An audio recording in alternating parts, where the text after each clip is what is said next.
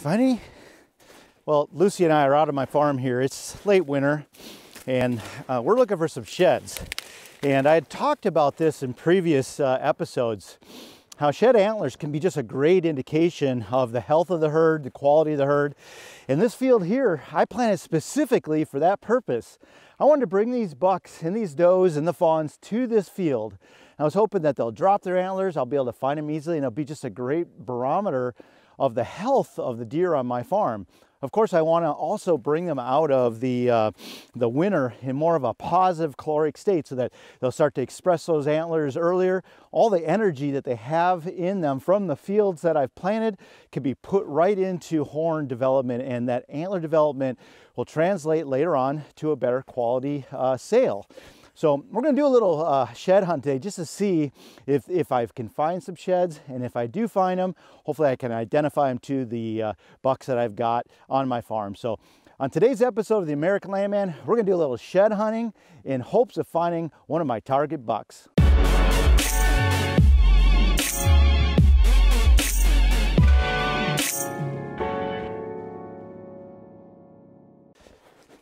Well, let's start this conversation about a system of finding these antlers.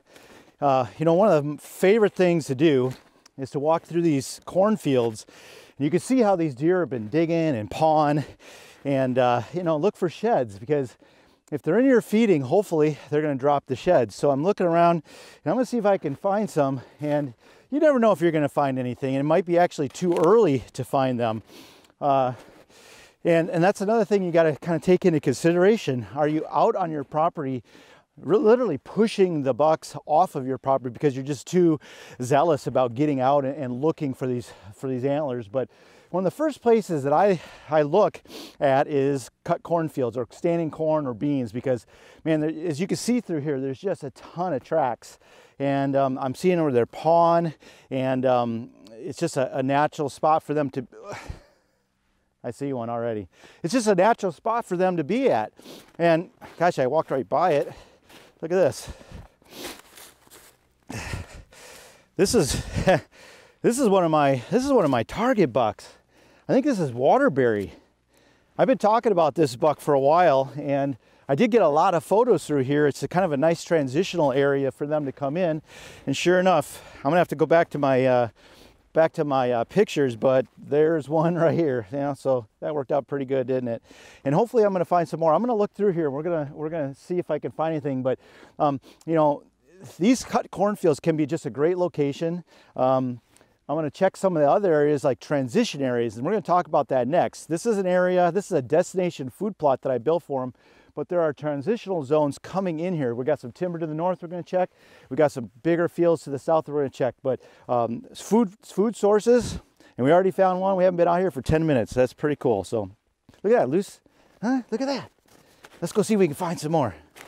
I know you're not much of a shed hunter, but maybe we can find something.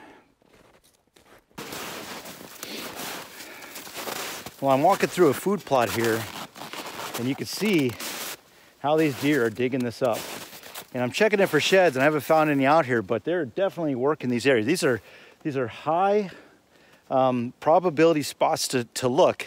And I'm doing a couple things. Not only am I trying to find the sheds that my deer are dropping, but I'm also trying to get them into the spring in a healthier situation. What they're digging out here is, I can see it. There's little bits of rye on top of the snow. It's the green material, and they're in here digging up. This is the only green that's around right now. And they are digging it up. There was radishes and rye here, and I planted this fall at about a rate of 200 pounds per acre. And man, are they digging it. This is fantastic. It's doing a couple things. Obviously, it's a great place to look for some sheds, and it's feeding my deer. But even better is it's making my soil healthy. In the spring, this is gonna green up really fast.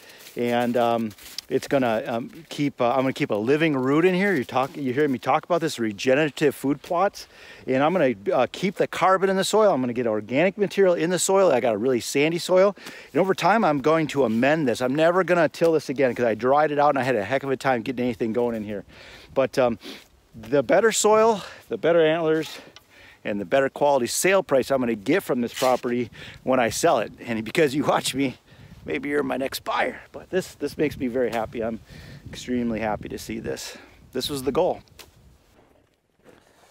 So another area that I like to look for these sheds is in transitional spots. Where there's bedding area coming out to food. It's just a natural travel corridor, obviously, and they transition from the cover where they like to bed to the food where they like to eat. Obviously, finding these sheds out here in the food is a pretty obvious place to look. But I'm gonna get back in the timber because I actually did some habitat work back here a couple weeks ago. I felled some trees, bringing some of that woody browse down, and I saw a lot of deer activity in there. And sometimes you get in those deadfalls and the deer can actually start to hook their horns and maybe they get them knocked off. So we're gonna check that. So transitional zones are the second place next to the food that I like to look at. Okay, another really important area that I like to check are the transitional areas, the areas from the bedding up in the timber and this food source that they're obviously hitting. There's a well-worn trail coming through here, and as these bucks bedding in their area, they can drop their horns there, and then hopefully they move through here, opportunity to drop. It's just a well-defined corridor of travel to the food.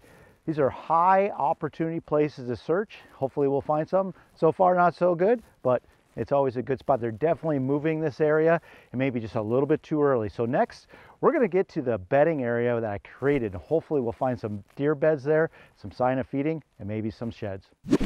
Okay, this is a cut here that I did about 2 months ago.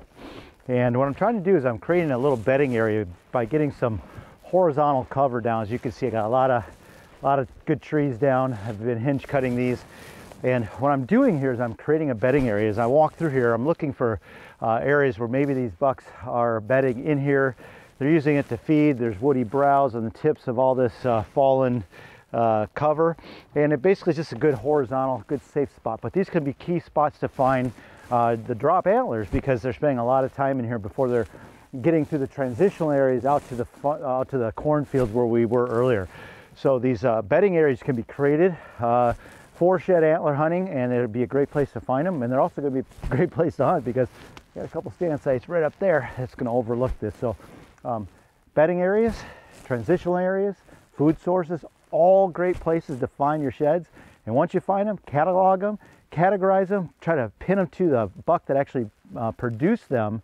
And as you start to create this history, it'll really help you sell your property for a maximum dollar.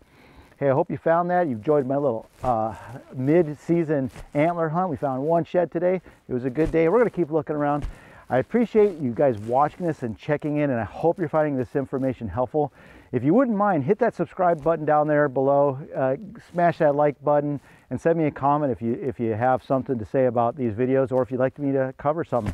Hey, I'm Neil Hauger, and I'm a land specialist with Whitetail Properties Real Estate, and you've been watching The American Landman.